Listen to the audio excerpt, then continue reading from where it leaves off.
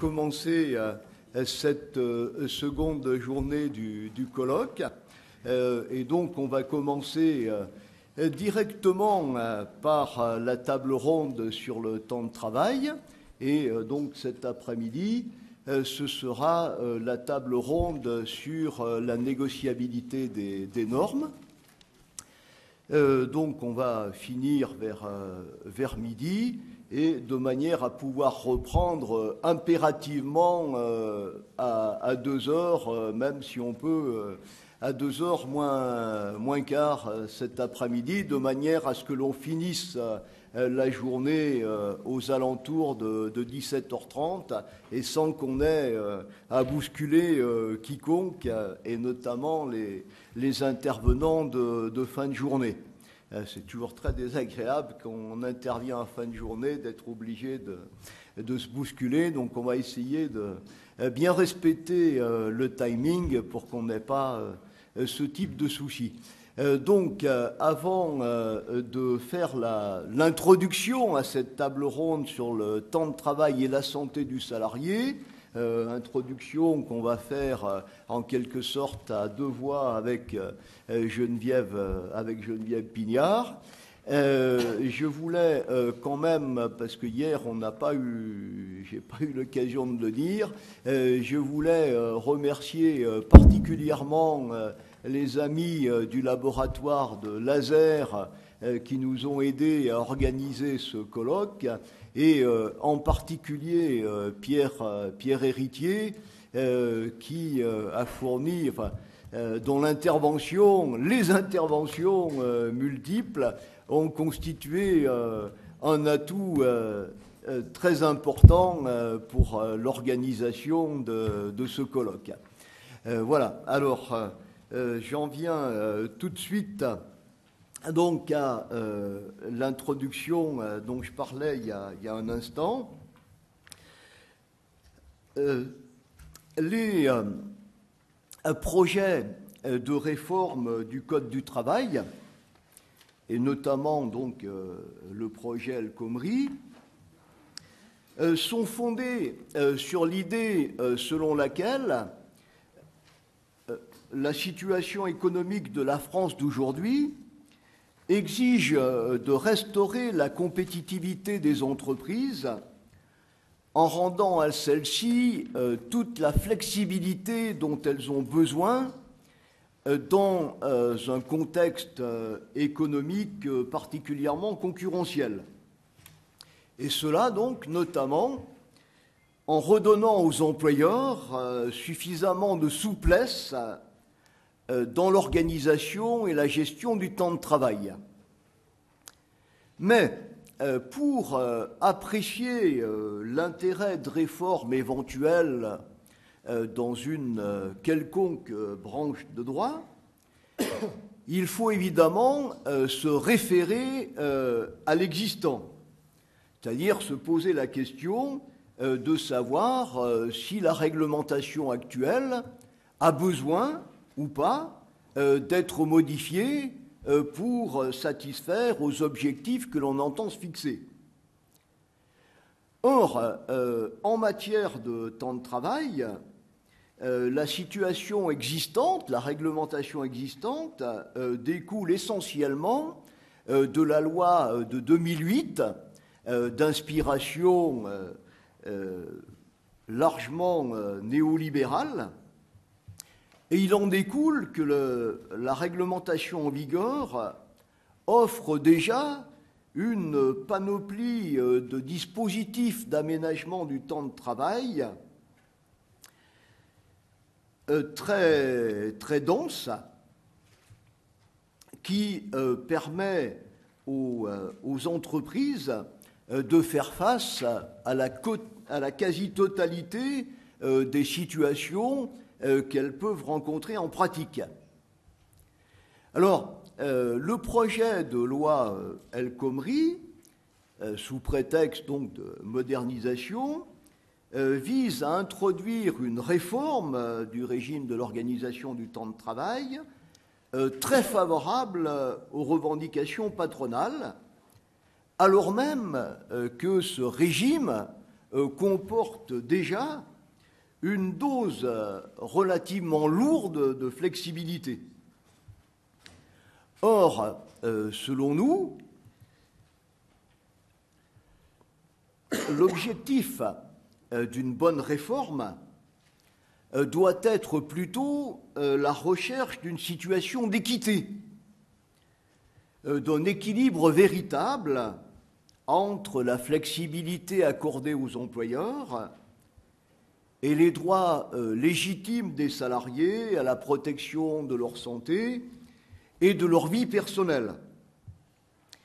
Il convient en effet que les uns comme les autres trouvent leur compte dans la refonte de la matière, un tel équilibre étant le gage d'un climat social serein de nature à contribuer aux efforts économiques des entreprises. Concernant la santé du salarié, eh bien, la problématique est au fond la même.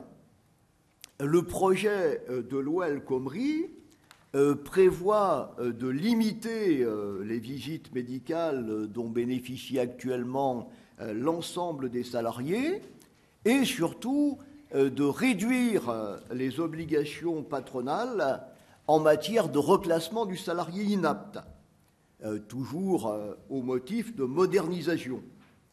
Et cette orientation-là ne nous paraît pas la plus conforme à l'équité, comme vous l'exposera Geneviève dans un instant. Alors, dans un premier temps, je vais parler du temps de travail. En la matière, pour atteindre l'objectif d'équilibre entre flexibilité et protection des salariés, il nous semble que toute réforme doit s'ordonner autour de deux idées forces. D'une part, la nécessité de contreparties suffisantes au profit des salariés et d'autre part, la recherche d'un équilibre entre les différentes sources possibles de fixation des normes. Alors d'abord, des contreparties suffisantes. La souplesse accordée aux entreprises sur différents aspects de l'organisation du temps de travail doit aller de pair avec l'octroi de contreparties pour les salariés employés dans le cadre de ces dispositifs de flexibilisation.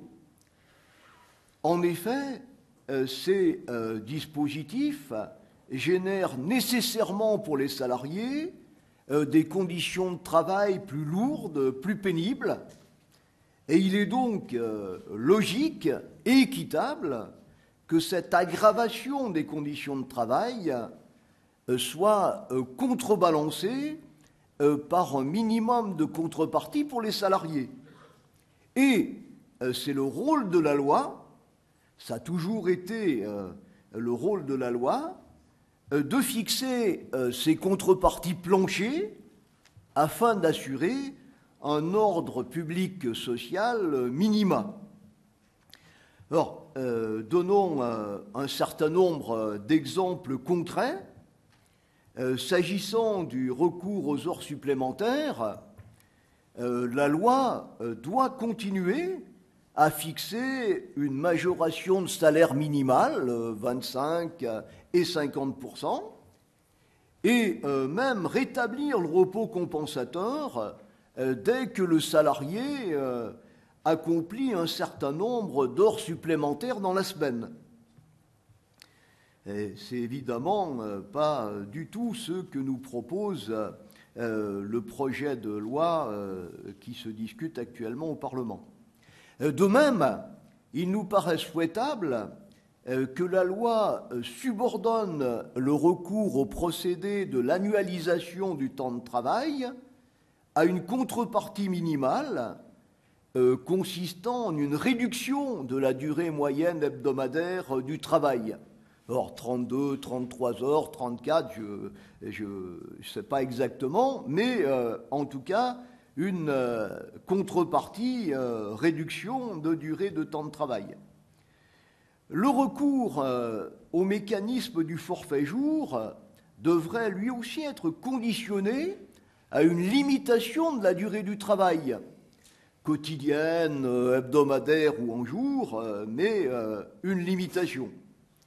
Et concernant le travail dominical, le bénéfice d'un repos compensatoire équivalent et d'une majoration salariale devrait être étendu à l'ensemble des travailleurs du dimanche, y compris ceux qui travaillent dans des professions considérées comme devant naturellement travailler le dimanche. Par ailleurs, on peut rattacher à l'idée de contrepartie nécessaire l'imposition d'un délai de prévenance suffisant du salarié pour tout changement d'horaire, ainsi qu'un droit au refus des changements s'avérant incompatibles avec des contraintes personnelles ou familiales impérieuses. Deuxième point, un équilibre à trouver entre les sources de fixation des normes applicables. Alors, l'idée force de la loi de 2008, dont je parlais il y a un instant, a été que la question de la détermination de la durée du travail et de son organisation se règle au plus près du terrain. D'où le rôle primordial conféré aux accords négociés dans l'entreprise. Et cette primauté accordée à ces accords-là est loin d'être absurde, à condition toutefois que cette négociation s'insère dans des cadres permettant d'assurer un équilibre véritable entre les deux partenaires. En effet, le choix d'un système de liberté totale de la négociation dans l'entreprise n'induit pas une garantie suffisamment efficace pour les salariés en dehors des grandes entreprises où les salariés sont représentés par des délégués syndicaux expérimentés. Dans les petites entreprises, à peu près 90% des entreprises, dans les petites entreprises, eh bien, la négociation est assez souvent un miroir aux alouettes qui sert d'habillage à l'exercice du pouvoir unilatéral de l'employeur. En conséquence, si le choix de la négociation d'entreprise ne doit pas être écarté, cette négociation nous paraît devoir être entourée d'une double garantie. D'une part, cette négociation doit être suffisamment bornée et encadrée par les dispositions issues de sources supérieures. La loi, d'abord, qui doit fixer les garanties minimales des salariés correspondant à l'ordre public social, puis les accords collectifs négociés au niveau des branches professionnelles. La branche constituant un niveau intermédiaire important, pour ne pas dire fondamental, qu'il n'y a certes pas lieu d'écarter. Ainsi, par exemple, le Code du travail pourrait prévoir un contingent annuel d'heures supplémentaires pouvant être augmenté ou réduit par l'accord de branche ou l'accord d'entreprise, mais ce contingent ne pourrait être dépassé que dans des conditions expressément fixées par l'accord d'entreprise ou l'accord de branche. Le législateur pourrait également autoriser la modulation du temps de travail jusqu'à 1 année, comme actuellement, mais il apparaît indispensable de renforcer l'encadrement, tant par la loi que par l'accord de branche, de la négociation au sein des entreprises de ces dispositifs de modulation. L'accord d'entreprise devrait nécessairement prévoir au moins un programme prévisionnel de la répartition de la durée du travail, pour que le salarié ait quand même une idée de la flexibilité à laquelle il devra se soumettre. D'autre part, des précautions particulières devraient être prises pour encadrer la négociation dans toute entreprise dépourvue de délégué syndical.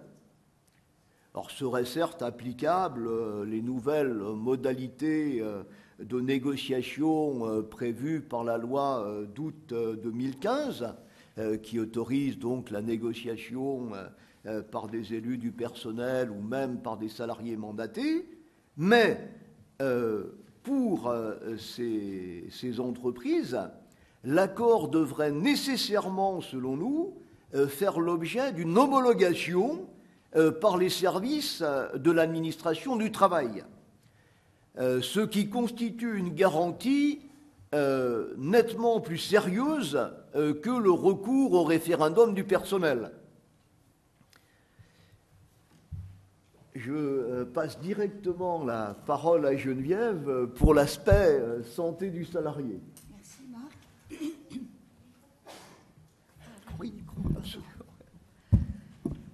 Oui, alors sur les questions qu'il m'appartient de vous exposer, déjà un constat, dans les médias, dans toutes les discussions, on a très peu parlé. On entend très peu parler de cet article 44 qui est intitulé « Moderniser la médecine du travail » et qui va traiter de la réforme, ce qu'il existe en tout cas de ce qui était jusqu'à présent un droit de l'inaptitude, et ainsi que de questions essentielles liées à la santé du salarié. Très rapidement, puisque l'enjeu est de discuter dans la table ronde qui va suivre sur toutes ces questions, j'ai essayé de rassembler ce que j'ai appelé dans des premières vues 3 constatations d'ordre général et puis dans un second temps, ce que j'ai appelé après peut-être l'approfondissement sous forme de questions à partir de ce qui est dans le projet, de loi et qui pourrait être l'occasion de réflexion. Alors, 3 constatations générales. La première, elle est liée au vocabulaire. Certains mots ont disparu, on leur en substitue d'autres. Le premier, c'est celui d'inaptitude. Il est remplacé par celui d'incapacité. Alors, personnellement, je serais très intéressée à ce qu'il y ait, disons, à ce que l'on puisse se demander pourquoi. Pourquoi un tel changement ? Plus encore, le second terme qui est substitué, c'est le poste de travail. La référence à l'emploi tenu par le salarié disparaît au profit de la notion de poste de travail. Et là, je crois aussi qu'il pourrait y avoir énormément à dire, mais ce que je sens, ici en tout cas, c'est que l'enjeu est considérable parce que cela va conditionner juridiquement la possibilité pour l'employeur d'avoir satisfait à son obligation de reclassement et certainement qu'il aura plus de facilité à démontrer que le salarié est dans l'incapacité de se tenir à tel poste de travail plutôt que de chercher un emploi compatible avec ce qui s'appelle, pour peu de temps encore peut-être, son inaptitude. Deuxième remarque au niveau substantiel. Alors, au niveau substantiel, 2 idées me sont venues, celle d'uniformisation des 2 régimes de l'inaptitude, qu'elle soit d'origine professionnelle ou non professionnelle, et un alignement des mesures de l'une sur l'autre en sachant hélas, que cet alignement se fait dans le sens de ce qu'on appelle par euphémisme assouplissement, allègement, mais au profit de qui? Deuxième idée, uniformisation, également une harmonisation des cas de rupture consécutifs à l'impossibilité de reclassement, que le salarié soit en contrat à durée indéterminée ou à durée déterminée. Et là encore, on va le voir dans un sens d'assouplissement extrême. Troisième point, et là c'est sous forme de regret, je sais que ce n'est pas partagé par beaucoup d'entre vous, des règles sont passées à la trappe, c'est même plus à l'arrière-plan, c'est à la trappe. Et je parle ici, je pense aux principes essentiels. Et particulièrement en matière de santé, je regrette beaucoup que ces principes essentiels désormais ne servent plus que de guide pour la commission de refondation du Code du travail et que, puisque l'on a craint précisément que la jurisprudence, enfin en tout cas c'est ce qui ressort de résultat après que le projet soit passé devant le Conseil d'État, que la jurisprudence donne une interprétation, d'interprétation divergente, mais précisément, n'était-ce pas là le renfort nécessaire et essentiel? Voilà pour ces trois considérations générales, ce que j'appelle très très modestement l'approfondissement. Et là, j'ai constaté qu'il y a le dit et il y a ce qui est écrit.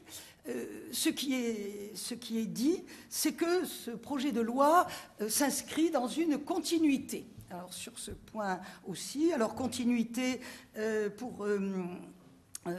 la loi sur le dialogue social du 17 août 2015, dite loi Rebsamen, et également en ce qui concerne ce qu'on appelle l'avenir de la médecine du travail, espérons que ce ne seront pas des dispositions sans avenir, eh bien, dans la continuité d'un rapport Issandou. Et je pense que ce sont des fausses continuités et des vraies ruptures, en réalité, qui nous sont proposées. Alors, très rapidement, quelques pistes de réflexion sur ces fausses continuités et vraies ruptures. Premièrement, cet article 44 du projet modifie, on peut dire considérablement et en profondeur, les modalités de constatation de l'inaptitude. Désormais, on va confier au Conseil de prud'homme, qui statuera en forme de référé. Il sera saisi en cas de difficulté ou de désaccord du salarié ou de l'employeur avec les propositions, les conclusions écrites, les indications et les avis d'aptitude ou d'inaptitude émis par le médecin du travail. Ce sera désormais non plus l'inspecteur du travail, mais le Conseil de prud'homme qui sera saisi d'une demande de désignation d'un médecin expert. Et l'avis de l'expert se substituera à l'avis du médecin du travail. Donc je crois que là, il y a, disons que c'est une disposition tout à fait inédite, qui va poser beaucoup de questions concrètes. Certaines ont été déjà évoquées hier. Qui paiera l'expertise, etc. Bon, je crois il y aura matière à discussion. Deuxième piste qui me paraît une modification absolument considérable, c'est la modification de l'obligation de reclassement du salarié inapte. On connaît le donné, eh bien, à travers ce que j'ai appelé le construit, il y a des assouplissements, ce que l'on trouve dans les commentaires, on appelle ça assouplissement, allègement. Moi, pour ma part, allègement de la charge de la preuve en particulier, il nous est dit, pour l'employeur d'avoir satisfait à son obligation de reclassement. Il me semble au contraire que c'est quasiment une dispense de preuve. Pourquoi ? Eh bien parce que l'article 44 précise, je le cite, que l'obligation de reclassement est réputée satisfaite lorsque l'employeur a proposé au salarié un poste prenant en compte les propositions, conclusions écrites et indications du médecin du travail. Alors, moi, je me suis arrêtée sur les termes puisque Madame El Khomri disait hier soir qu'elle était impatiente que l'on discute sur les termes de son projet. Eh bien, réputée satisfaite.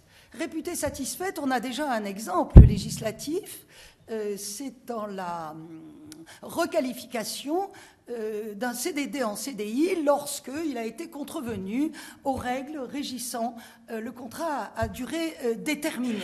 Eh bien, réputée satisfaite, le terme a été introduit par le législateur dans un second temps, puisqu'avant c'était présumé. Et l'on sait toutes et tous que sous ce terme de réputé, la jurisprudence a compris qu'il s'agissait d'une présomption irréfragable. Et nous savons que la présomption irréfragable, ce n'est pas un allègement de preuve, c'est une dispense de preuve. Elle concerne précisément une règle de fond.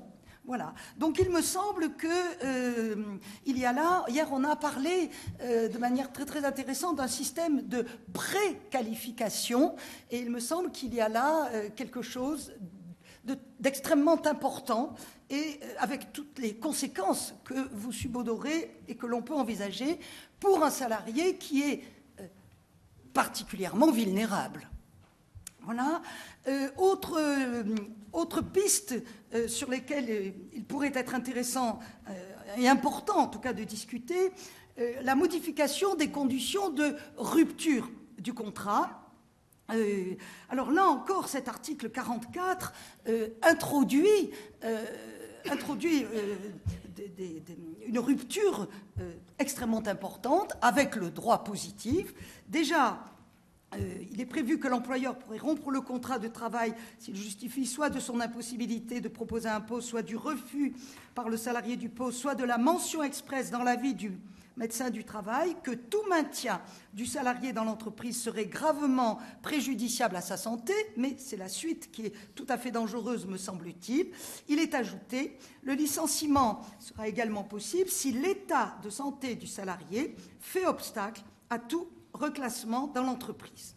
Voilà une mesure qui risque de fragiliser dans des proportions très importantes les droits du travailleur, et une mesure qui est tout à fait en retrait par rapport au droit positif, puisqu'on sait que la Chambre sociale de la Cour de cassation impose notamment à l'employeur de rechercher des possibilités de reclassement, même si le salarié a été déclaré inapte à tout emploi dans l'entreprise par le médecin du travail. Voilà. Également, il y a un nouveau cas de rupture du contrat à durée déterminée du salarié inapte à la suite d'un accident ou d'une maladie professionnelle, pour harmoniser, nous a-t-on dit, le statut du salarié inapte en CDD avec celui du salarié en CDI, mais là encore une harmonisation dans le sens de la précarisation. L'employeur serait en droit de rompre le CDD si l'avis, je cite, du médecin du travail mentionne expressément, et la disposition est reprise comme pour les CDI, que tout maintien du salarié dans l'entreprise serait gravement préjudiciable à sa santé, ou que l'état de santé du salarié fait obstacle à tout reclassement dans l'entreprise. J'en terminerai en évoquant les questions liées qu'a annoncé Marc au tout début de son exposé, liées à la médecine du travail, et outre la limitation des visites médicales, évidemment, il faut invoquer la suppression tout simplement de la visite médicale d'embauche, supprimée et remplacée, nous est-il dit, par une visite d'information et de prévention effectuée après l'embauche. Voilà, qui serait assurée par l'un des professionnels de santé mentionnés à nouvel article 4624.1 du Code du travail, qui ne vise pas que le médecin du travail, mais aussi le collaborateur médecin et l'infirmier. Alors, je voudrais, pour conclure très rapidement sur ces questions, vous dire que l'interrogation, pourquoi avoir changé le droit de l'inaptitude? Il semblait que, bon an, mal an, il y avait certes des choses qui pouvaient être améliorées, mais qu'il y avait une construction héritée de la complémentarité entre la loi et la jurisprudence qui était assez intéressante. Est-ce qu'il était nécessaire de prévoir toutes ces dispositions? Autre interrogation,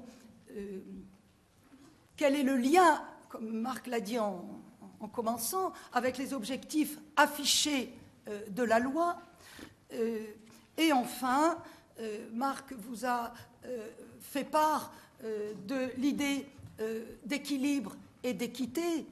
Où est l'équilibre au travers de ces mesures et plus précisément face aux salariés particulièrement vulnérables puisqu'il est inapte? N'était-ce pas l'équité ici qui devait triompher? Alors, c'est vrai qu'on fait souvent valoir que pour les employeurs, c'est extrêmement difficile, cette obligation de reclassement du salarié inapte, mais ne pouvait, entre ces deux extrêmes, ne pouvait-il y avoir un équilibre et une forme de compromis? Toutes ces questions pourront peut-être être débattues. Je vous remercie.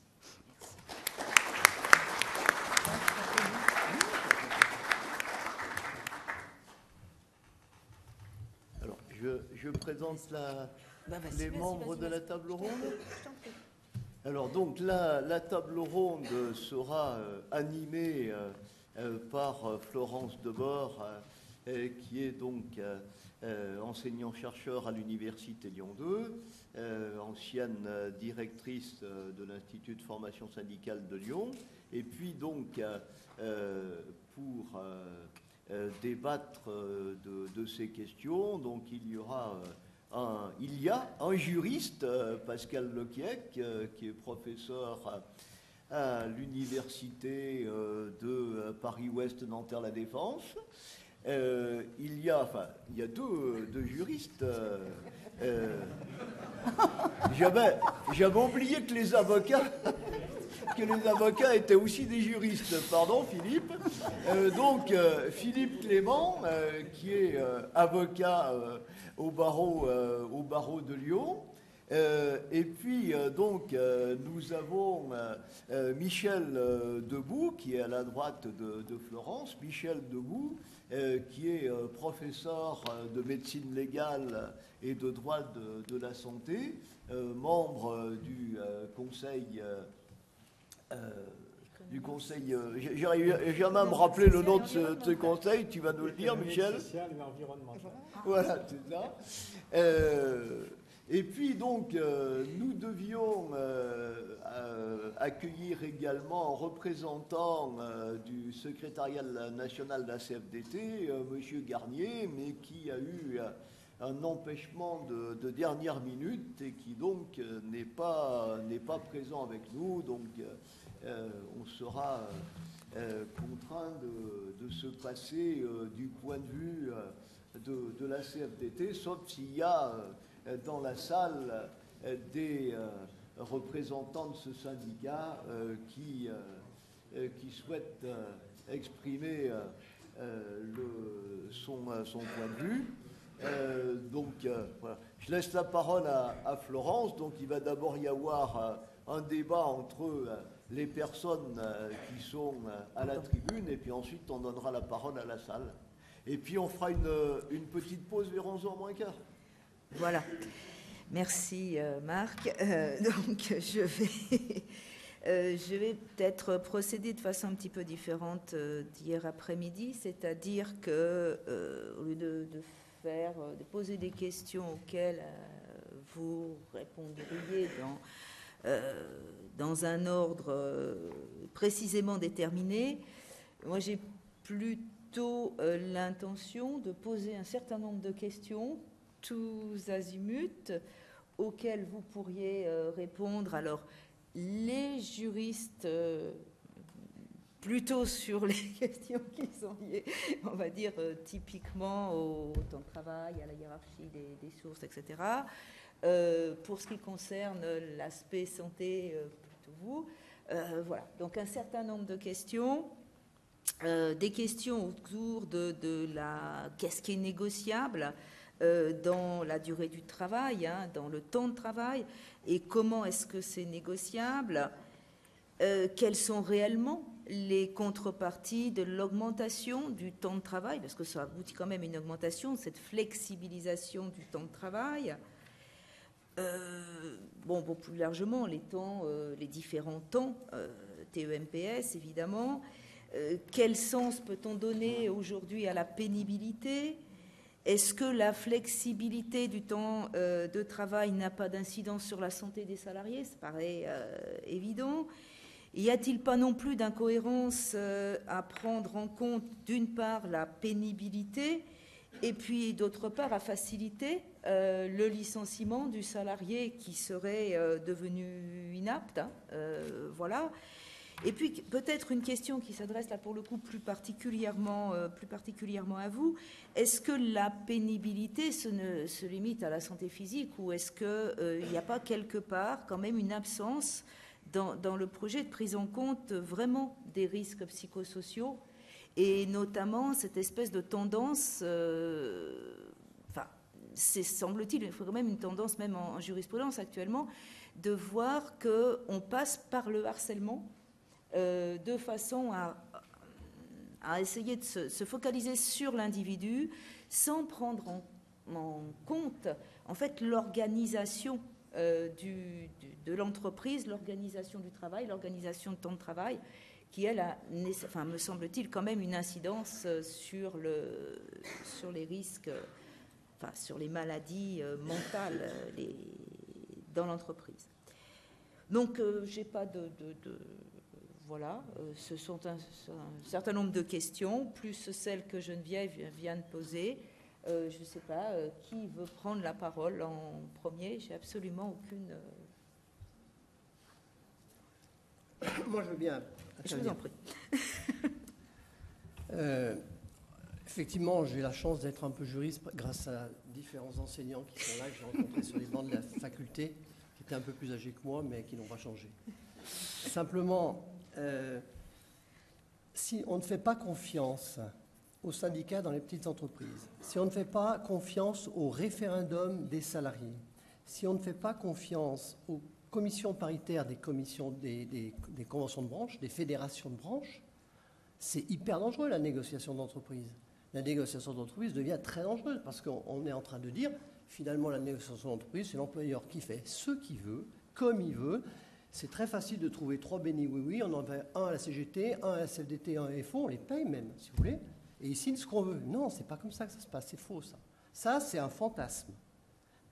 Il y a quelque chose qui est assez important, parce qu'on fait du droit, mais on fait un petit peu de régulation sociale dans l'entreprise. C'est une deuxième observation. Deuxième observation, c'est que très clairement aujourd'hui, le débat social dans l'entreprise sur la durée du travail est externalisé. Il est externalisé, sauf dans les très grosses entreprises. Ce n'est plus les syndicats qui négocient, ce n'est plus les syndicats qui écrivent, ce n'est plus les patrons qui écrivent. C'est des tiers. C'est les experts du CE, c'est les experts des syndicats. Je regrette que ça soit de moins en moins mes confrères avocats de salariés. Pourquoi ? Parce qu'il faut les payer, alors que les experts du CE sont un peu payés par l'employeur, etc. Mais les avocats salariés sont faits déposséder.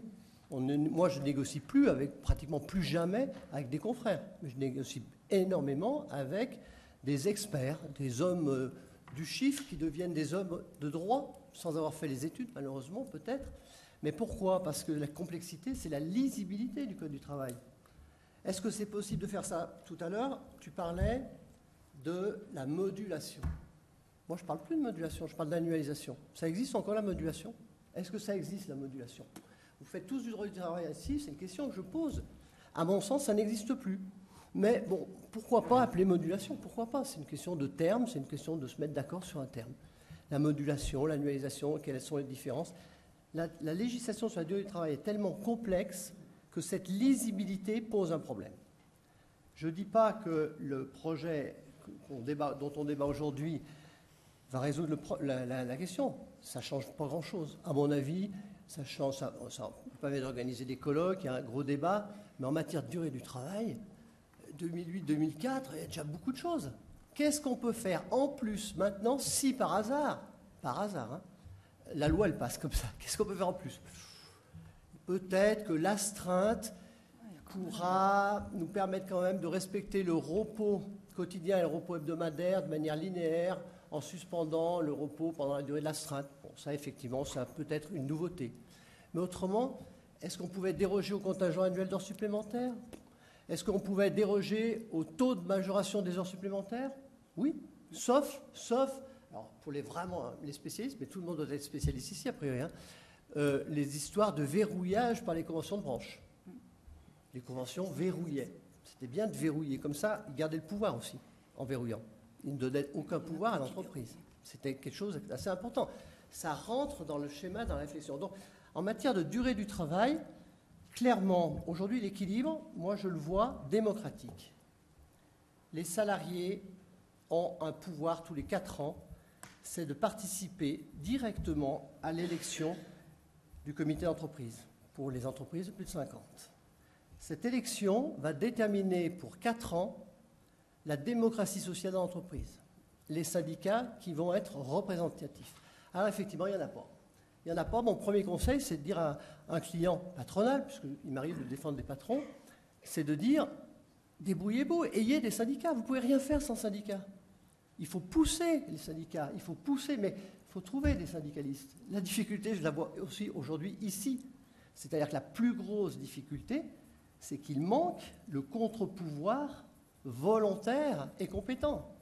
Peut-être parce que l'université n'a pas assez bien formé, peut-être parce que l'engagement syndical fait moins, pour dire le terme, c'est quoi? Fait moins rêver. Peut-être, je ne sais pas pourquoi, mais il y en a de moins en moins. Donc là, il y a une difficulté. Mais une fois qu'on est sur ce résultat, on va savoir qu'il va y avoir dans l'entreprise 1, 2, 3 syndicats représentatifs. Et aujourd'hui, ces syndicats représentatifs, ils ont quand même du pouvoir. Un pouvoir même énorme. Monsieur Macron a voté une loi. En général, quand il fait voter une loi. En général, quand il fait quelque chose, ça fait beaucoup parler. Sur le dimanche, sur le travail du dimanche. Gros débat. Est-ce que la FNAC est ouverte à Paris? Est-ce que la FNAC, premier commerce culturel et d'aspirateur depuis qu'il est avec Darty, mais culturel quand même, est-ce qu'il est ouvert le dimanche? Pourtant, il y a une loi qui le permet. Sous réserve de quoi? De l'accord collectif majoritaire, enfin un accord collectif sans opposition. La négociation, elle a eu lieu, 3 mois de négociation. Et là, c'est une grosse entreprise. C'est-à-dire que les représentants des organisations syndicales sont formés, très bien formés. Le débat, il est, on pourrait dire, d'égal à égal, au niveau de la norme juridique. La négociation a eu lieu, l'accord est signé, mais 2 syndicats décident de faire droit d'opposition. Ils ont plus de 50%, il n'y a pas d'accord.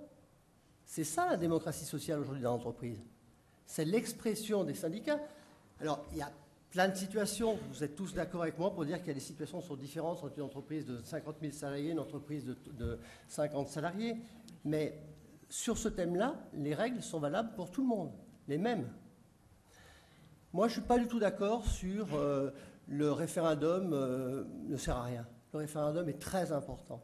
Il est très important par rapport aux responsabilités que ça génère. Ce n'est pas facile de dire on fait un référendum. Certains vont dire ouais, c'est bien parce que si on gagne le référendum, on s'abrite derrière l'expression des salariés, etc. Mais ce n'est pas facile de faire un référendum. D'ailleurs, les employeurs en font de moins en moins des référendums parce qu'ils se sont rendus compte qu'ils se faisaient prendre à leur propre piège du référendum. Mais sur les textes du référendum dont on évoquait tout à l'heure, sur les référendums par rapport à des projets de négociation avec des représentants du personnel, non pas des syndicats, dans cette hypothèse-là, le référendum, c'est l'expression des salariés. Alors après, effectivement, il y en a qui communiquent mieux, il y en a qui communiquent moins bien, mais c'est quand même quelque chose que je considère, pour ma part, comme une notion tout à fait démocratique dans l'entreprise. Voilà. Donc ça, c'était une première opération sur le problème de la durée du travail. Mais il n'y a pas grand-chose dans le texte qui est révolutionnaire, entre guillemets. Je ne dis pas que Mme El Khomri est révolutionnaire, mais loin de là. Mais il n'y a pas grand-chose de révolutionnaire dans ce texte en matière de durée du travail. Hein. Je parle de durée du travail. Mais qui est grave, quand même. Voilà. Moi, il y a quelque chose. Rien. C'est grave. En tant qu'avocat, j'étais hyper critique sur le barème des indemnités. Je ne peux pas dire c'est à la loi de fixer ça, c'est le juge. Et j'ai confiance au juge. J'ai confiance au prud'homme. Voilà. Donc, Il n'y a que ça. Autrement, il n'y a pas grand-chose. Il y a des points qu'on peut effectivement contester sur le forfait jour, sur la possibilité de le mettre en place unilatéralement en cas d'absence de syndicats, etc. Là, il y a tout un tas de débats. Mais ces débats, ce qu'il faut savoir, c'est qu'ils s'inspirent de quoi? Ils s'inspirent au départ de la loi, mais ils s'inspirent aussi de toute l'expérience sociale. Ce n'est pas le législateur qui a dit qu'il fallait permettre d'avoir le droit à la déconnexion. Le droit à la déconnexion, ça résulte de quoi? Ça résulte de l'expérience de négociation d'entreprise. Ça résulte d'initiatives. Alors, ça résulte certainement de l'université, de l'enseignement, qui insuffle des idées dans le cadre des colloques. On va avoir une idée, ah, une idée, elle peut être prise. Ça peut résulter du rôle d'un ou deux avocats qui vont assister les parties, tant les syndicats que les employeurs, dans le cadre de la négociation d'un accord, et qui vont écrire un article sur le droit à la déconnexion. Et le législateur reprend ça à son compte dans le cadre de la loi. C'est un exemple, hein, il y a d'autres exemples à ce titre-là. Donc, sur la durée du travail, je pense qu'il y avait déjà avant, dans l'arsenal législatif, tout un tas de choses pour adapter, mais on n'a pas besoin de tant de flexibilité. Cette notion, c'était la flexi-sécurité. Après, c'est la notion de souplesse demandée par les entreprises pour leur compétitivité. Mais c'est un peu je pense, moi, c'est un peu de fantasme là-dessus. Hein. Il n'y a pas grand-chose. Il faut déjà apprendre, éduquer pour dire c'est quoi l'annualisation, la modulation, c'est quoi le paiement des heures supplémentaires. Est-ce qu'il n'est pas préférable de dire on vous garantit, par exemple, dans un accord collectif, 150 heures supplémentaires par an. Voilà. Mais on ne vous les paye pas à 25%, on vous les paye à 15%. Le syndicat va dire non, on va dire oui, je ne sais pas, ça dépend. Il y aura peut-être un référendum, mais c'est le choix de chacun. Effectivement, il y en a qui sont bien pensants, qui vont dire oh, c'est scandaleux. C'est scandaleux de faire des heures supplémentaires payées à 15%. D'autres qui vont dire finalement, si on me permet de faire 150 heures supplémentaires par an payées à 15%, ça me fait 10% d'augmentation de salaire. 10% d'augmentation de salaire, c'est important pour les enfants qui vont à l'université, il faut pouvoir payer le logement, etc. C'est plein de choses comme ça dans l'entreprise qui se passent. Je pense que très clairement, il faut que ça soit sur une base démocratique. Alors, il restera toujours le débat, oui, mais il faut protéger le citoyen par rapport à le rôle de la loi. Le rôle de la loi va... et là, effectivement, il y a des... Vous n'en avez pas parlé de ça, mais je pense que des dérogations de durée maximale sur 12 semaines, 16 semaines, etc., ça reste du rôle de la loi. C'est un lien avec la santé au travail des salariés. Sur la santé au travail et sur l'inaptitude, je n'ai qu'une chose à vous dire, hein, c'est que là, très clairement, c'est une demande patronale. C'est une demande patronale. La réforme de l'inaptitude, c'est une demande patronale. Ils perdaient tout. On ne gagne aucun dossier. On gagne aucun dossier sur l'inaptitude, le reclassement, etc. C'est impossible. Alors, les grosses entreprises s'en sortent, mais les petites entreprises, elles perdent tout. Inapte à tout emploi dans l'entreprise. 50 salariés à Saint-Genès-Malifaux. Il faut que je reclasse. Pas fait de reclassement, perdu. Tout le temps. Il n'y a rien. C'est trop compliqué. Et ça, c'est vraiment... Mais ça, je n'approuve pas. Mais je dis que vous posez la question. Pourquoi? Je vous donne la réponse. Très clairement, c'est une demande patronale. Apte pour un cariste, mais pas à la marche arrière. Apte, mais pas à la marche arrière. Effectivement, problème de coût, difficile de se tourner. Donc, apte, mais inapte à la marche arrière. Non, pas inapte, apte, mais sans utilisation de la marche arrière. Comment fait l'entreprise? Elle ne sait pas. Alors, effectivement, elle a besoin d'un avocat qui va lui dire il faut faire ça, il faut faire une lettre, il faut écrire au médecin, etc., etc. Et deuxième élément, et je serai rapide, c'est que le gouvernement est très sensible aux difficultés de fonctionnement de la médecine du travail. Il y a quand même eu, sur l'année 2015, 150 actions en responsabilité contre la médecine du travail. Et ils n'ont plus d'assureurs. C'était facile, hein, ils ne faisaient pas leur boulot. On mettait en cause la médecine du travail, l'assureur arrivait, il payait. Mais ça ne marchera plus, ça, c'est plus possible. Donc il y a cette prise en compte de la difficulté de fonctionnement de la médecine du travail. Oui, alors je veux juste répondre à votre question, je me suis mal exprimée. Je sais que c'est une demande patronale, mais ma question était pourquoi avoir satisfait cette demande patronale face aux enjeux qui sont présents en cas de... Voilà. Je sais bien que c'est une demande patronale. Et peut-être pour être un peu plus Est-ce que provocateur... le fait de dire qu'on ne gagne aucun procès en matière d'inaptitude, est-ce que c'est une raison suffisante pour, quand on est du côté de l'employeur, que la loi pour est trop... modifier le système quand même? Je pense que c'est ça, la demande patronale, c'est la loi est trop contraignante au regard des obligations en matière de la gestion de l'inaptitude. Et donc essayer d'assouplir la loi, c'était ça la demande. Mais le véritable débat aujourd'hui qu'on a, et c'est peut-être pas sur la loi El Khomri, mais c'est le contrat, ça sera l'auto-entrepreneur, la notion de prestation de service et la disparition du salarié. Ça, c'est un véritable débat d'avenir. Aujourd'hui, on voit des annonces, il suffit de regarder dans la presse, cherche contrat de prestation de service, directeur de station de ski, cherche contrat de prestation de service, comptable, cherche, etc., etc. Ça, il est là le changement, à mon avis. L'évolution et la question aujourd'hui, c'est la place du salarié, je pense. Est-ce qu'il y aura encore des salariés? Et si le débat, c'est de dire, nous, gouvernement, on va tout faire pour faire des lois qui permettront de restaurer la confiance et l'existence du salarié, je pense que c'est respectueux. Certains travaillent déjà sur les programmes d'un futur gouvernement en matière de droit du travail. Hein.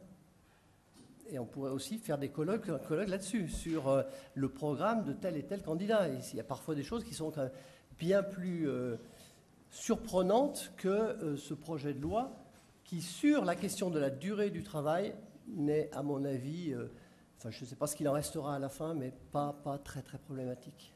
Sur la durée du travail. Il y a grave quand même. Donc, réponse peut-être un autre point de vue. Donc il y a un certain nombre de points sur lesquels je ne suis pas d'accord avec ce qui vient d'être dit. Peut-être un point sur lequel je suis partiellement d'accord, c'est ce que vous avez dit au début. C'est un point auquel je suis assez attaché.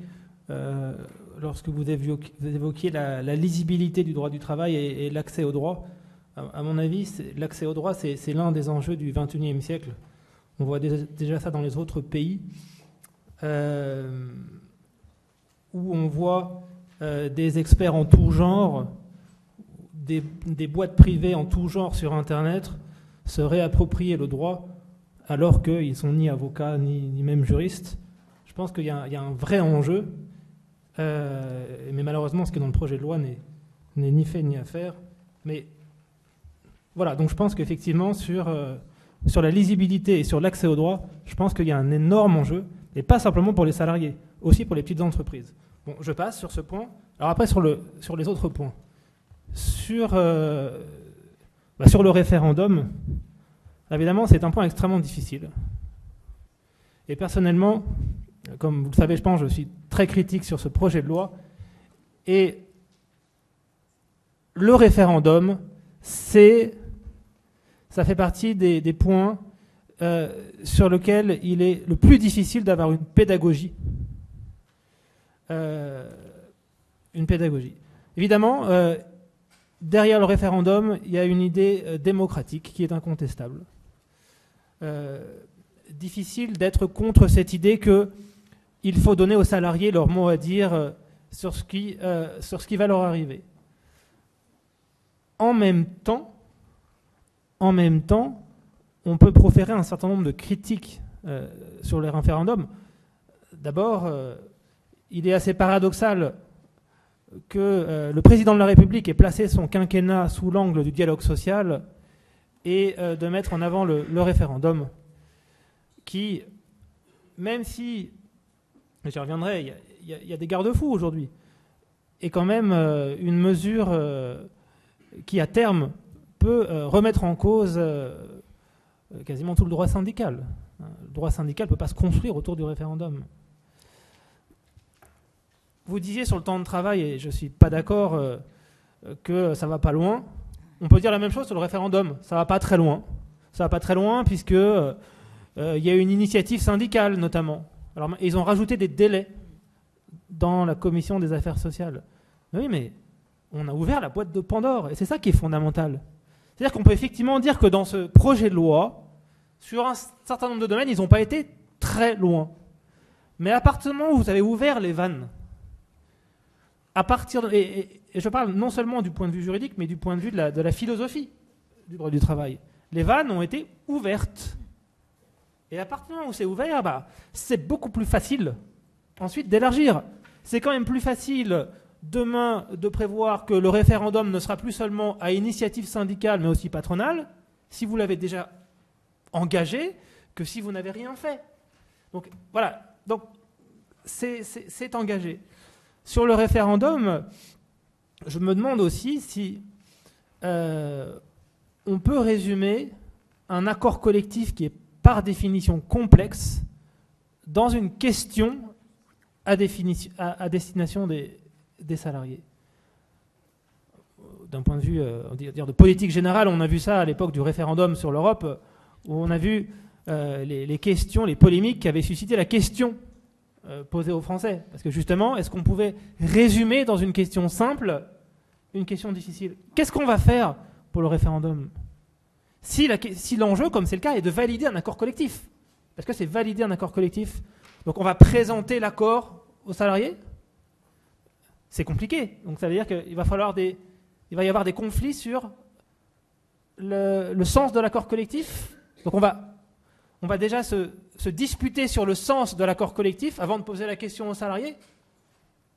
Parce qu'il n'y aura pas forcément d'accord sur le sens de l'accord collectif. Vous voyez déjà, demander à ceux qui n'ont pas participé à la négociation de se prononcer sur le contenu et sur la validité d'un accord, c'est compliqué. Les partenaires sociaux, ils ont participé à la négociation. C'est pas simple. Hein. Voilà. Bon, ensuite, il y a aussi la question de la paix sociale dans l'entreprise. Autant on n'a jamais pu prouver de lien de causalité entre le code du travail et le chômage, autant un certain nombre d'études ont établi que la qualité du dialogue social dans l'entreprise, la qualité des relations sociales dans l'entreprise est un facteur d'efficacité économique et de compétitivité. Est-ce que vraiment le référendum va faciliter les relations sociales dans l'entreprise? Je parle des relations entre les syndicats et les salariés, et je parle aussi des relations entre salariés eux-mêmes. On a bien vu chez Smart les difficultés que cela pouvait conduire entre d'un côté les cadres et de l'autre côté les employés. Donc ça, c'était sur le référendum. Et enfin, sur le caractère non révolutionnaire du texte sur le temps de travail, je ne suis pas du tout d'accord. Je ne sais pas si c'est... Peut-être on en parlera après. Je voudrais insister sur les accords sur l'emploi. Parce que je crois que c'est un vrai sujet. Peut-être que j'en parlerai après. Je vais passer la parole. Donc, mais simplement, rien que sur les heures supplémentaires. Quand même, c'est quand même pas rien de faire sauter le verrou de la branche sur la majoration des heures supplémentaires. La majoration des heures supplémentaires, c'est quand même à la fois le temps de travail et la rémunération des salariés. Donc on est quand même sur un sujet qui est névralgique. C'est pas rien que de prévoir qu'un accord d'entreprise va pouvoir réduire à 10%. Demandez aux routiers, dont une grande partie de la rémunération, et je dirais même de la qualité de vie, dépend, et c'est déplorable, mais bon, qu'est-ce que vous voulez? Des heures supplémentaires. Si on a un passage de 25% à 10%, la conséquence, elle est assez considérable. Voilà, donc, moi personnellement, je pense qu'on ne peut pas se contenter de dire que ça ne va pas très loin, parce que je suis d'accord avec vous, sur certains sujets, ça ne va pas très loin. Sauf que on a ouvert les vannes, on a acté le fait qu'il fallait aller dans tel ou tel sens, et ça, c'est pas rien du tout, surtout lorsqu'on voit les programmes je pense notamment de certains des candidats des Républicains. Voilà. Sur les sujets plus précis, peut-être qu'on reviendra après. Là, c'était vraiment sur la généralité. Merci. Oui, une réponse. Bien. Bonjour à toutes et à tous. N'étant pas juriste, ni à cette tribune, ni dans l'assistance, je crois que je sois le seul médecin, et donc m'en excuser auprès de vous. Et alors, sur certains sujets, j'avouerai, alors je ne sais pas si je dois dire mon inaptitude ou mon incapacité, mais vous me le pardonnerez d'avance. Alors, je remercie Marc Véricel de son invitation. J'ai eu l'occasion ainsi de retrouver Antoine Jameau, Pierre Lhéritier, puis d'autres d'entre vous que je connais par ailleurs. Et simplement, je n'ai pas pu assister à votre débat d'hier après-midi, mais au-delà de ce qu'on vient de discuter ou d'aborder, comme dans des questions finalement assez pointues, il me semble que une des questions fondamentales, c'est de savoir la finalité de tout ça. Parce que on est en train de dire oui, mais le référendum, pourquoi pas, etc. Mais la question qui moi, en tant que citoyen, alors pas, et j'y reviendrai après en tant que médecin, c'est finalement, derrière tout ça, quelle idée on se fait du travail? Qu'est-ce que c'est que travailler pour un être humain? À quoi ça sert de travailler? Est-ce que la finalité du travail, c'est simplement favoriser la compétitivité de l'entreprise? Alors, si c'était que ça, évidemment, alors tout ce qui a été dit, bien sûr, il faudrait peut-être même en rajouter. Je pense que la finalité du travail, c'est permettre à chacun d'entre nous de se réaliser dans la société. Et alors, ce n'est pas la seule voie pour se réaliser, mais c'est une des voies. Et une des voies qui nous permet de trouver une place de producteur, c'est-à-dire de celui qui participe à la création commune. Et on a besoin de ça, tout le monde a besoin de ça. Et on n'est pas assez attentif sur le fait que être aidé dans sa vie, c'est quelque chose qui est difficile. On a besoin d'être utile dans sa vie, on n'a pas besoin d'être aidé. Et les gens qui ont le sentiment d'être aidés depuis le début de leur vie, et à qui on a dit tout le temps et qu'on continue à dire « mais pourquoi vous n'êtes pas content puisqu'on vous aide ?» Ces gens-là, ils finissent par plus supporter. Parce que, encore une fois, nous avons besoin d'être actifs, on a besoin de produire et d'être reconnus pour ce que l'on produit. Alors après, ça pose des conditions, évidemment, de comment on produit et qu'est-ce qui est possible dans l'équilibre de notre vie qui doit être à la fois dans le temps de travail, mais aussi dans le temps de la vie sociale, de la vie familiale, etc. Et cet équilibre entre les temps est quelque chose d'essentiel. Et d'ailleurs, si j'ai bien compris le sens de tout le mouvement social depuis 2 siècles, ça a été toujours pour réduire la part du temps travaillé pour permettre un temps de vie. D'ailleurs, je me souviens du premier gouvernement de François Mitterrand et de Pierre Mauroy. Il avait instauré un ministère du temps libre. D'ailleurs, ce qu'on peut regretter, c'est qu'il n'a pas duré longtemps. Enfin, ça, c'est autre chose. Mais c'était quand même le signe d'une volonté d'équilibrer le temps travaillé avec le temps libre. Le temps travaillé, c'est par définition un temps contraint. Lorsqu'on travaille, on accepte des contraintes. Le problème, ce n'est pas qu'il y ait des contraintes, puisque forcément, il y a des contraintes. Le problème, c'est la nature de ces contraintes, et c'est les effets de ces contraintes. Ce n'est pas qu'il y ait des contraintes. Et la nature de ces contraintes, c'est à la fois le temps, c'est aussi l'espace, c'est-à-dire les conditions de travail, et puis c'est la troisième contrainte, peut-être qu'elle peut surprendre quand on en parle comme ça, c'est la contrainte de la relation aux autres. Parce que le travail suppose une relation aux autres. Alors les autres, c'est à la fois les clients, c'est les collègues, c'est la hiérarchie, enfin, voilà, selon les métiers que l'on fait, mais il y a toujours une relation aux autres. Et donc, puisqu'il y a des contraintes, il faut que, comme contrepartie à ces contraintes, il y ait une protection une protection de celui qui travaille. Et cette protection, c'est la protection de sa santé. Et je vous rappelle que la santé se définit depuis 1946, ça veut dire un certain nombre d'années, et se définit par l'Organisation mondiale de la santé, c'est-à-dire une instance qu'on peut considérer comme compétente. J'ai parlé de mon incapacité, mais là, pour le coup, elle est compétente. C'est un état total de bien-être, je dis bien un état total de bien-être physique, mental et social. Voilà comment définit la santé l'OMS. Alors, à partir de cette définition, on est en droit de considérer que le travail doit permettre un ressenti de bien-être sur le plan, encore une fois, physique, mental, c'est-à-dire psychologique, et social, c'est-à-dire relationnel. Il faut donc qu'on se sente bien à son travail et bien dans son temps de travail.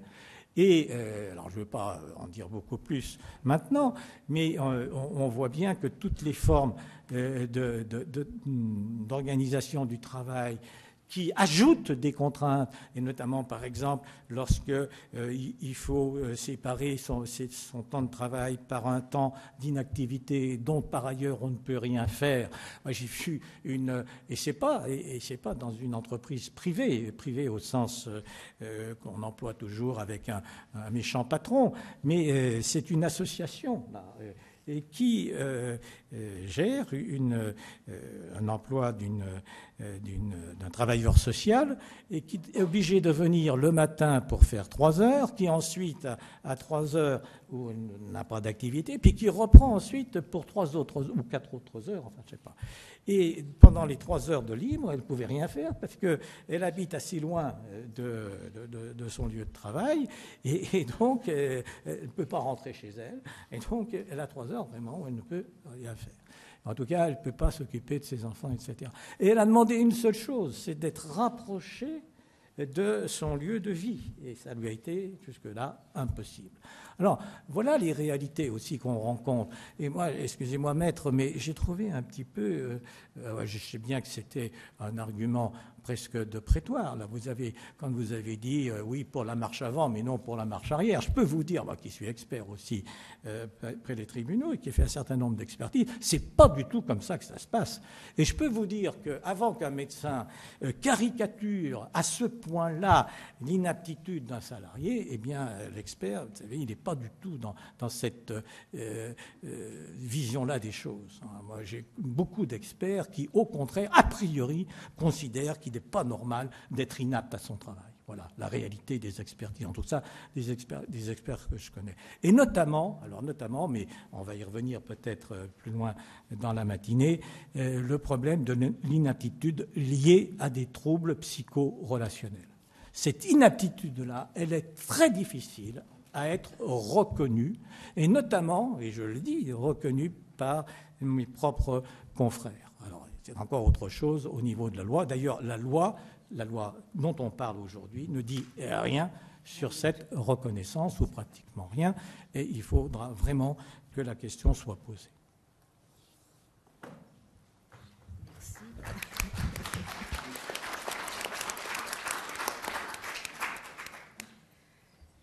Je propose une série de questions avec la salle, et puis ensuite une pause, et ensuite on enchaîne.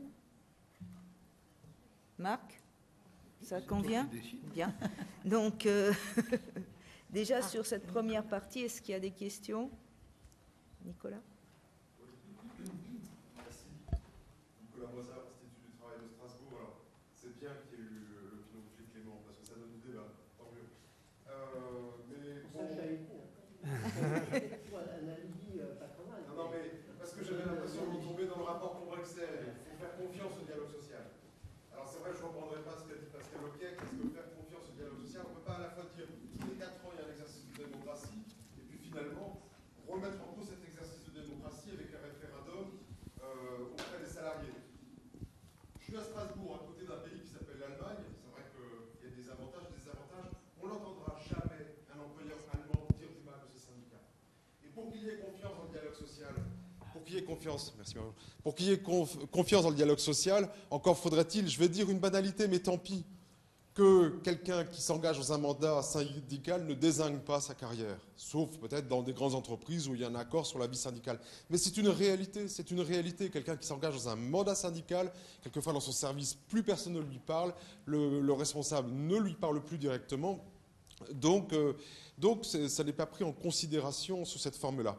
Et puis, puisque moi aussi je vois des militants syndicaux, alors je ne veux pas faire d'honneur de leçon, hein, mais quand je vois des militants syndicaux assez fréquemment, sur le dialogue social, ce n'est pas le dialogue sur lequel il faut la qualité du dialogue sur lequel il faut les former, mais réussir à en ouvrir un dialogue, parce que désormais, c'est un paquet qui arrive au dernier moment, à qui on leur demande une signature, mais c'est comment, avec les militants syndicaux, voir quelles sont les marges qui vont pouvoir être ouvertes, sur les points sur lesquels on va pouvoir discuter.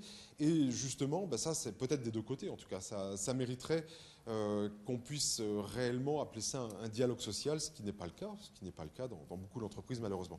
Merci.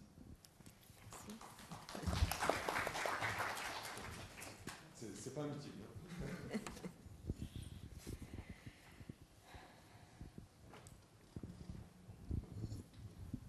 Merci.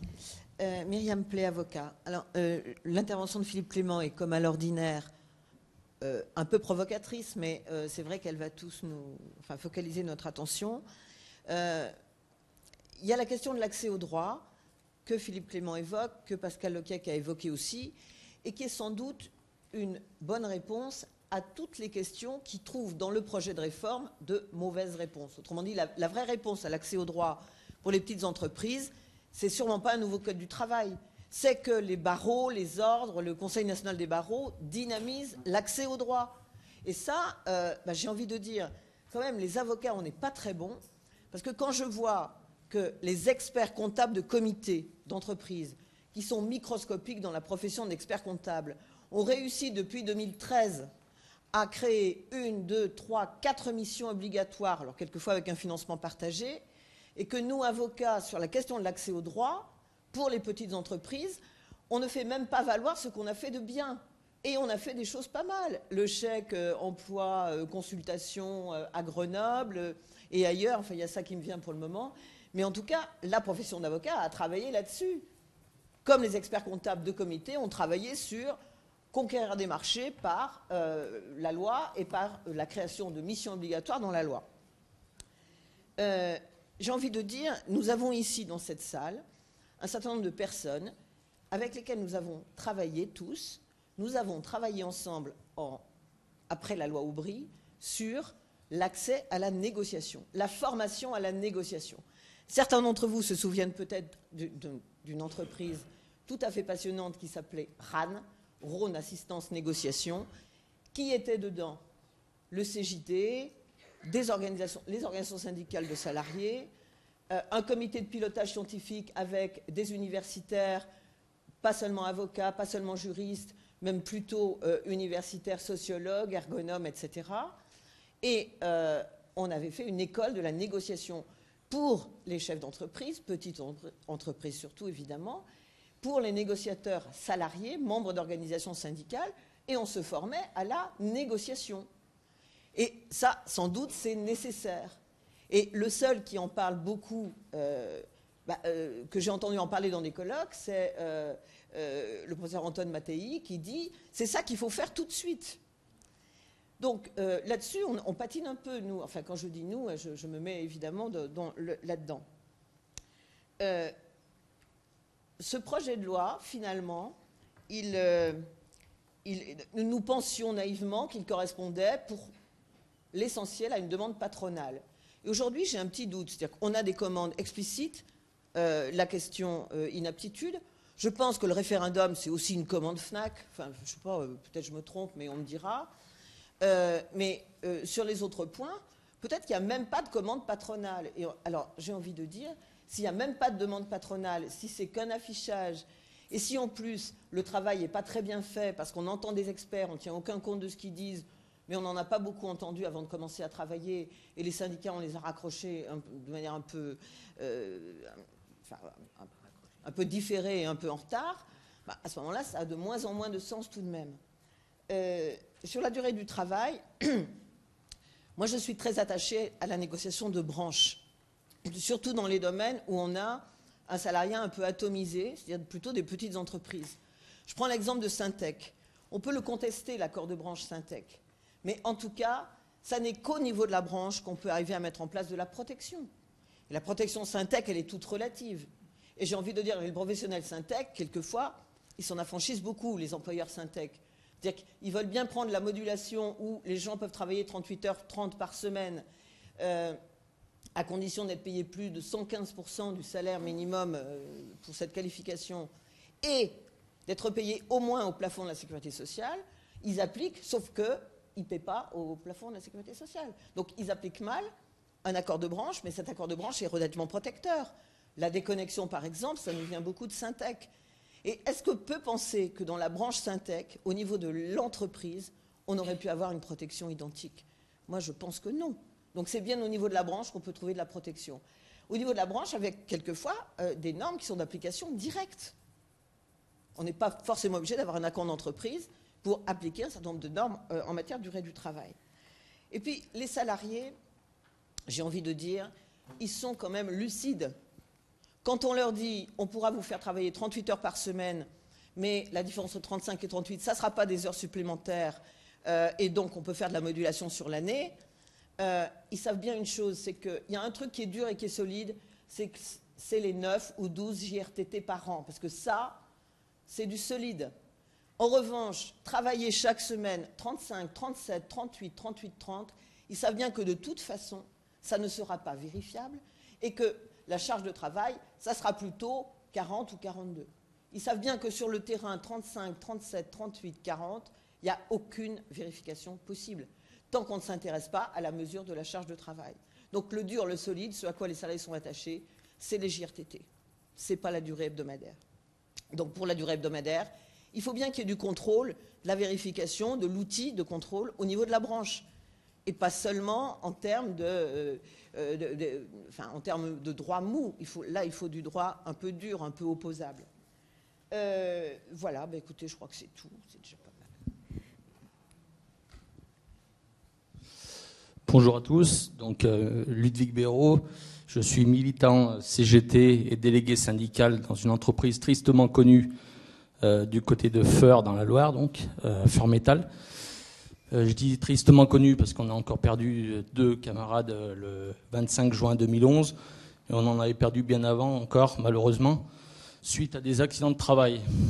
Donc on est un groupe d'origine française, j'ai bien dit d'origine, parce qu'aujourd'hui le siège social est à Genève, les financières sont au Luxembourg.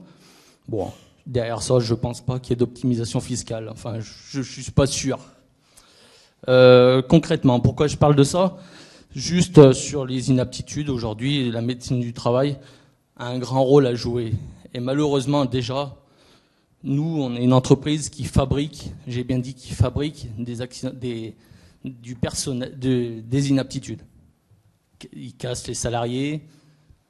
Concrètement, on a 15 à 20 copains par an qui sont dans ces situations d'inaptitude à tout poste de travail, donc qui débouchent par la suite à chaque fois sur des licenciements. Là aussi, quand on fait les entretiens préalables, on s'aperçoit que les postes sont toujours les mêmes, c'est des postes totalement obsolètes dans le groupe, j'ai bien dit obsolètes, parce que c'est des postes de direction, des choses comme ça, qui sont totalement, même avec la formation, qui sont totalement inaccessible aux salariés lambda.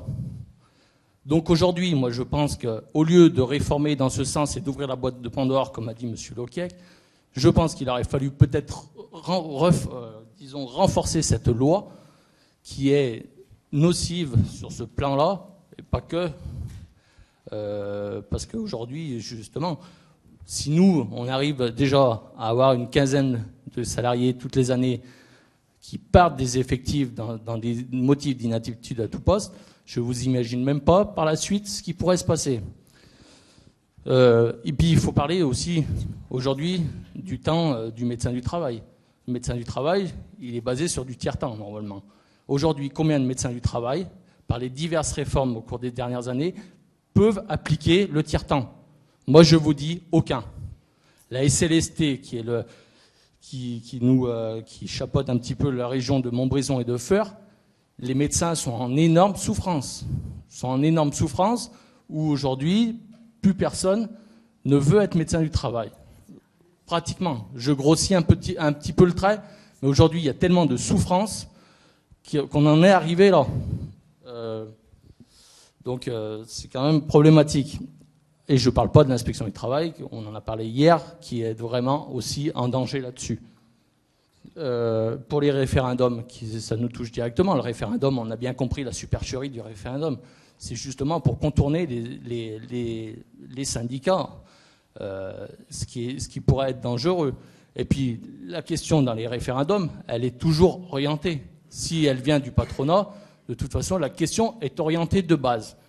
Donc, il est difficile aujourd'hui pour un salarié de se prononcer, de faire le choix entre une baisse de salaire ou la perte de son emploi.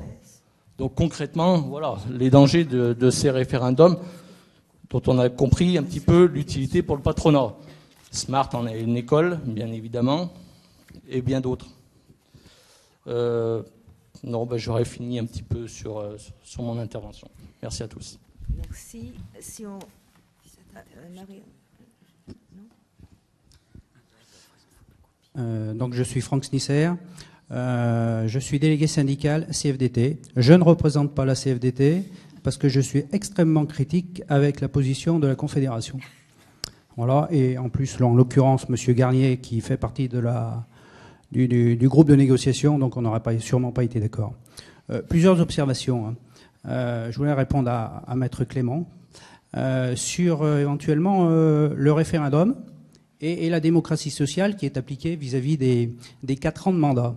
Je pense que lorsque le législateur a offert cette possibilité de 4 ans de mandat, les employeurs se sont engouffrés dans cette logique. Sauf qu'aujourd'hui, ils voient le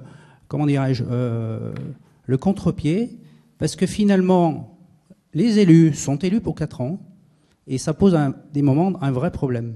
Et c'est pour ça que ce côté référendum, c'est histoire de contourner les élus, bien sûr, mais qui, dans un premier temps, l'occasion était belle pour l'employeur.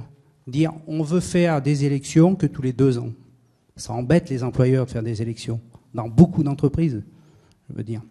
Donc c'est un petit peu le contre-pied et, je veux dire, l'inconvénient de ces 4 ans de mandat. Deuxième chose, je veux répondre au monsieur de l'Institut du travail de Strasbourg. Quand éventuellement je sollicite un de mes collègues pour devenir élu du personnel, j'ai une habitude, c'est de leur dire, il faut que, si vous voulez faire votre job de délégué correctement, vous fassiez une croix sur votre carrière professionnelle. Aujourd'hui, la culture en France, la culture des entreprises, des employeurs, c'est que les délégués sont nuisibles à l'entreprise. Je crois qu'à un moment, et ça serait bien que tous les employeurs aillent faire un petit stage en Allemagne pour voir ce que c'est que la démocratie sociale. Et en France, on a un patronat, et je pense que c'est un vrai problème, qui est archaïque et rétrograde. Tant pis si dans la salle il y a des employeurs, mais c'est un vrai problème. On voit tout de suite les organisations syndicales pour des empêcheurs de tourner en rond.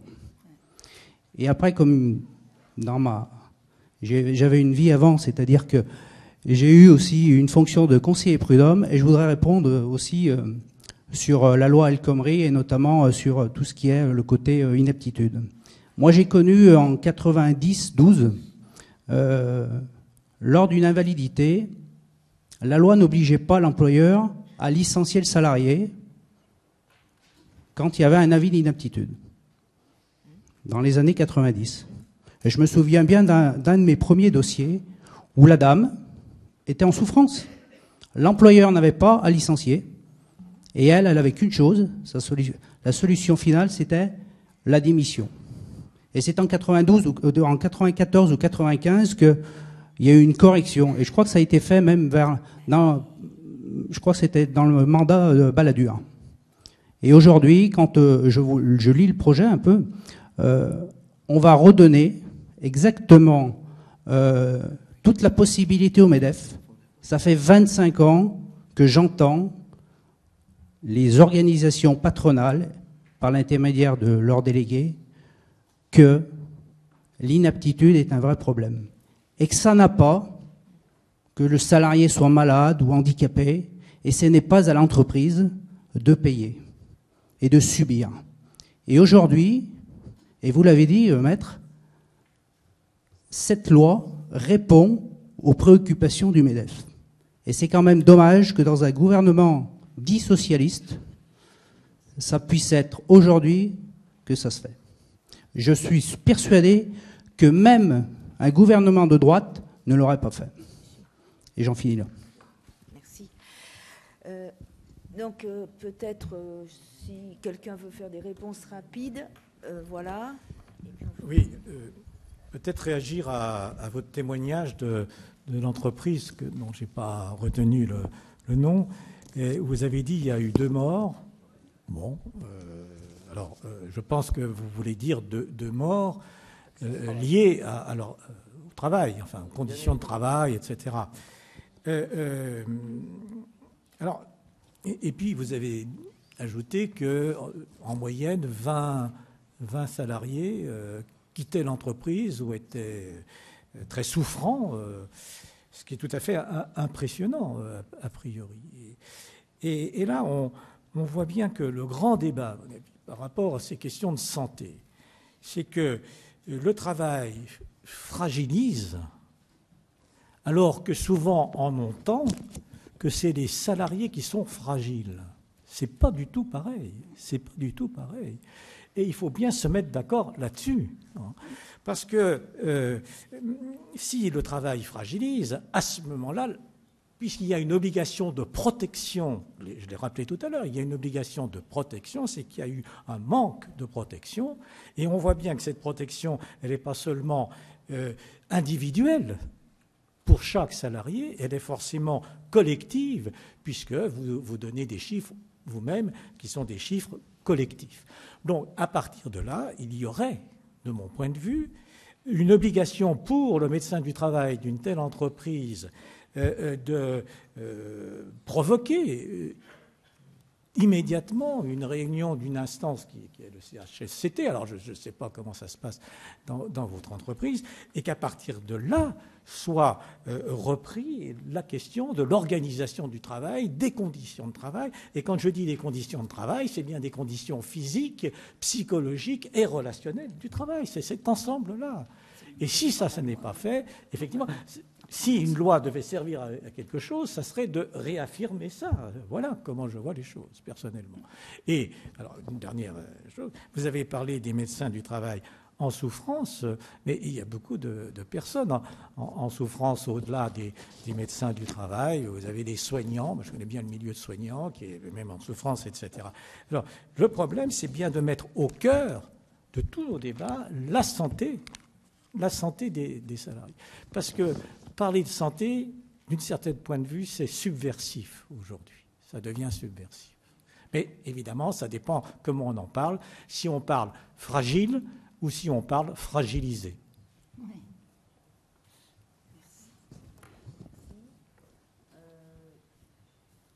Moi, je veux juste faire une petite remarque sur la notion de référendum.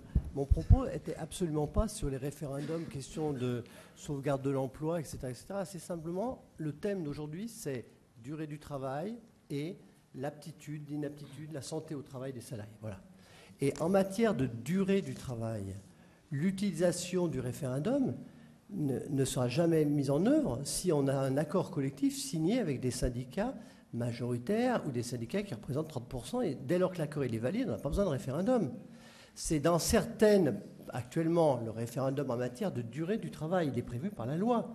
Il est prévu dans des cas bien particuliers, lorsqu'il n'y a pas de délégués syndicaux. Lorsque, effectivement, la démocratie sociale de l'entreprise n'a pu avoir lieu, puisqu'il n'y a pas eu de candidat, et donc aucun syndicat qui s'est implanté, peut-être pour la raison que vous évoquez, parce qu'effectivement, aujourd'hui en France, on met très clairement sa carrière en parenthèse si on s'engage sur un mandat syndical. Bon, c'est peut-être, à mon avis, trop général comme affirmation. Dans certains cas, les organisations syndicales et les délégués syndicaux sont recherchés. Certaines entreprises favorisent la création de sections, favorise la création et l'existence de délégués syndicaux parce qu'il en faut. Il y a beaucoup plus de souplesse en droit du travail dès lors qu'on a des organisations syndicales représentatives dans l'entreprise. Voilà. Donc ma notion de référendum sur la notion d'expression de la démocratie, elle résulte des dispositions législatives existantes à défaut d'organisations syndicales pouvant représenter les syndicats. Mais ce n'est pas un outil pour contrecarrer les organisations syndicales telles qu'on a pu le voir réellement dans la vie ou par la presse, sur les dossiers. On fait un référendum, vous acceptez une diminution de salaire et je m'engage à ne pas licencier pendant 2 ans ou pendant 3 ans. Ça, ce n'est pas du tout le référendum que j'évoquais. Ça, ce n'est pas un référendum expression d'une démocratie sociale. D'accord ? Je parle, on est dans le thème d'aujourd'hui. Hein. Effectivement, on l'a ouvert, il a été un peu large, mais c'était que là-dessus. Ce n'était pas du tout sur une notion de ce qu'on appelle les pseudo-accords de maintien d'emploi. Merci. Je vous propose de faire une petite pause, sauf si vous ne voulez pas. Table, on s'en va. 5 minutes. 5 minutes, 10 minutes. Dima. Il faut dire 5. On peut négocier Oui, ça en pour que ce soit représentant.